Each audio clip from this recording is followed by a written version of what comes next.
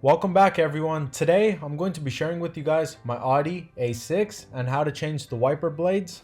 Changing the wiper blades is a little bit different on the Audi compared to other vehicles, and today I'm going to be sharing with you on how you can easily change them.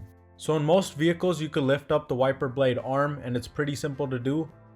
But as you guys can see with the Audi, you can't just lift the arm right out. First you're going to have to go inside the car,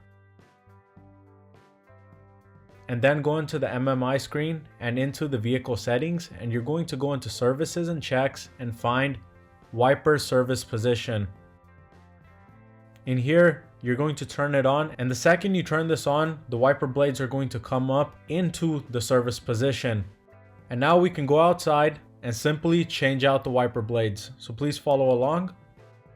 And if you guys are looking for some high quality wiper blades, I'll have them linked down below in my description box, so please check them out.